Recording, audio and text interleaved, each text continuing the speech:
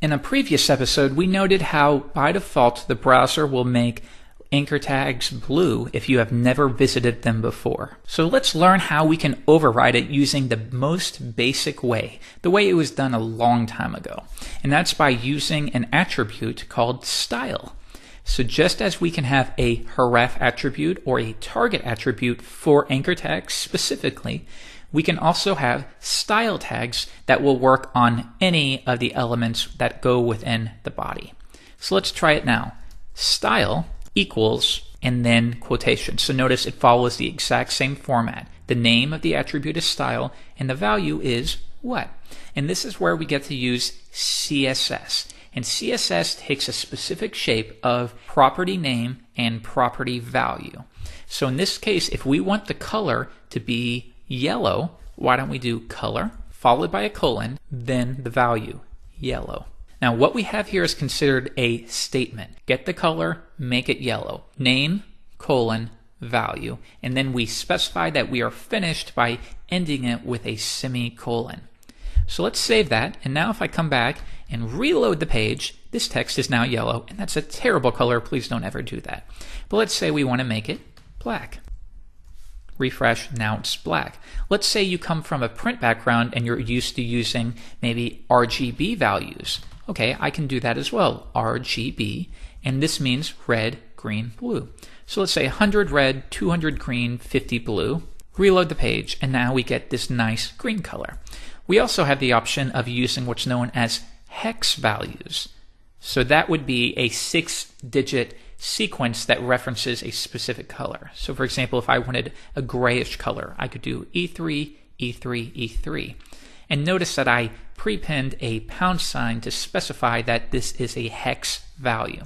Now if I load the page, sure enough, we are referencing it like so. So there are many ways that you can specify a color, and it's as simple as using the color name, or if you need more control, to RGB. There's also something called RGBA, which you're not quite ready for yet, and then you can use a hex value. And then there's HSL. There's lots of different ways. I encourage you to research them on your own, but for now, stick with simple declared colors. Notice how this anchor tag has an underline. What if you do not want the underline? Well, that is referenced by a property name called text decoration. Text decoration from the browser is set to, and if we look here, here's all the options that are available. It's set to underline by default. If I reload the page, nothing will happen because that's already the default. If you want to verify this, once again, right-click or control-click, inspect element, and now if we come to the right area right around here, you can see default stylings that are in place. So what we see right here is element.style. It is picking these values up from what we've specified right in here. But we can also review anything that's set by default. So notice user agent style sheet. This is the default style sheet. Text decoration of underline using this selector, and you'll learn about selector shortly. Just note that because it's crossed out, that means it was overridden by something else. And this is the cascading nature of CSS. You can override previous values so that you can be more specific. In this case, we've overwritten it with our own, so that takes precedence. So now we know we can override the values. So let's change it. And now we're going to say text decoration should be none. I don't want any kind of decoration. Now let's view it, and there's no underline. The first thing you may notice now, though, is very quickly, with two properties alone, our markup is starting to look really messy. And this gets away from the basic idea of using markup to describe our content. We're no longer just solely describing the content, we are styling the content as well. And there should be separation. There should always be separation. And that's why it's better to create a style sheet. We can create a style sheet by creating a new file, and we will give this a name of anything we want. I'll call it style. And to specify that it is a CSS file, it needs to end in an extension of not HTML, but CSS. Now, I will take everything we've declared here. I'm going to cut it, clean this up, and if I paste it in, let's see what happens with that alone. I'm going to come back, reload the page, and now it's no longer taking effect. And why? Well, we've created a new file, but how would the browser possibly know that we want to pull in the styling from this file? And it doesn't. We have to link to it. So would we link to it within the body? You could, but why would you? It's not going to be displayed on the page. It makes much more sense to link to your CSS files, maybe your JavaScripts, from the head. So we'll do that. We use a link element to link to a file. Now, we need to tell it what's the relationship to this file. It's a style sheet that we're linking to. Next, where is it? So we're going to use that familiar href property that we learned with anchor tags. The href is going to be style.css. It's in the same directory, so I can reference it simply like so.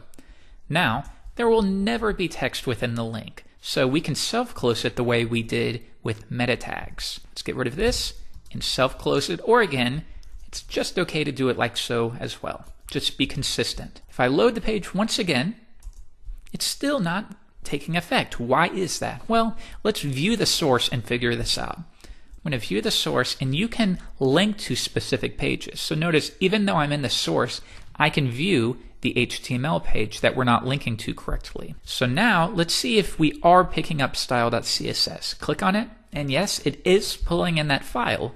So for some reason, it's not picking that up. And the reason is, while we can use properties like this specifically within an anchor tag, we can only do so because it's implied what the styling is associated with. When you have style within here, it's implied that we're styling the anchor tag. Within a CSS file, we need to be a little more explicit. In this case, if I want to reference a tag name like anchor tags, I have to use a followed by a curly brace and then followed by a closing curly brace, like so. And now I can take everything here, paste it in, and again, always indent for good practice. So now what we're saying here is find all anchor tags, any element that has a name of A. In this case, it's only referring to this right here. Then execute anything within the surrounding curly braces. And here we're going to get the color, make it red, text decoration, no underline. Let's try it now, and ta-da, now it is taking effect because we have explicitly stated what the styling is associated with. Now, why don't we add a heading tag? Keep it like so, reload the page, and now let's say I want to change the font of the heading 1 tag.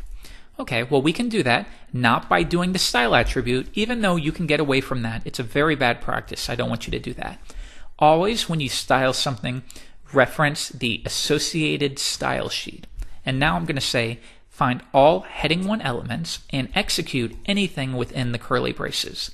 In this case, if I want to change the font, I can type font. And if you use a good editor, lots of times they will give you code hints. So if I say font family, you can see here's all of the choices.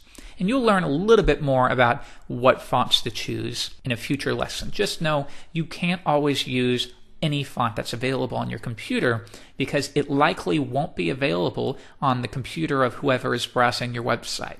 So there are HTML safe fonts that will be available on a huge majority of all computers.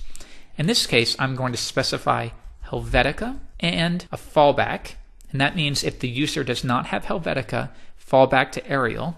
And then there is a base value called sans serif, and that will refer to, without getting into it too much, a very specific kind of font. However, a good tip to know is sans serif will automatically use one of these fonts if it's available as the default. So what you can do, if you want, is set this to sans serif and make sure you end it with a semicolon, and it will automatically use the most appropriate sans serif font. I'm going to save it. And now if I reload the page, you can see in this case, it seems to be using Helvetica. So congratulations, you've gotten your first dose of using CSS. You can do some amazing things with CSS. It's much more powerful than many might think. In the next episode tomorrow, I want to teach you a better way to organize your folder structures because already things are getting a little bit confusing. So we'll do that in the next episode.